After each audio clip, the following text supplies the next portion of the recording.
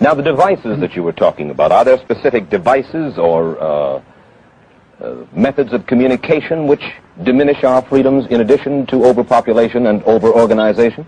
Well, there are certainly devices which can be used in this way.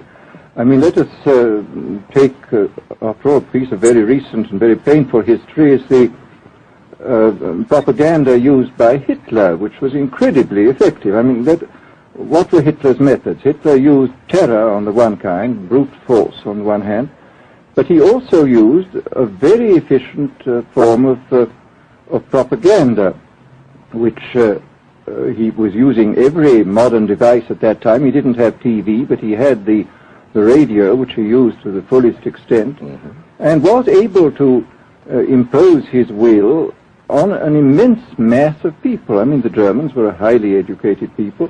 Well, we're aware of all this, but how do you equate Hitler's use of propaganda with the way that propaganda, if you will, is used, let us say, here in the United States? Are you suggesting that there is a parallel? Needless to say, it's not being used in this way now.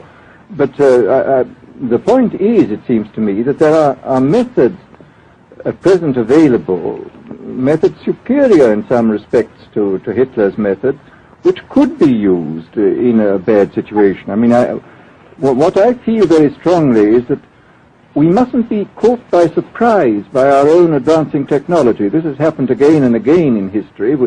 Technology has advanced, and this changes social conditions, and suddenly people have found themselves in a situation which they didn't foresee and doing all sorts of things they didn't really want to do. Well, now, what do you mean? Do you mean that we develop our television, but we don't know how to use it correctly? Is that the point that you're making? Well, at present, the television, I think, is being used quite harmlessly.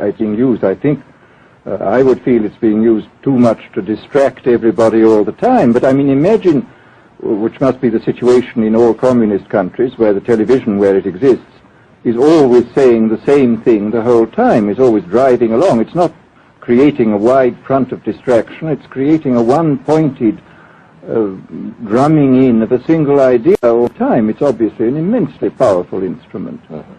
So you're talking about the potential misuse of the instrument. Exactly. We have, after all technology is in itself morally neutral.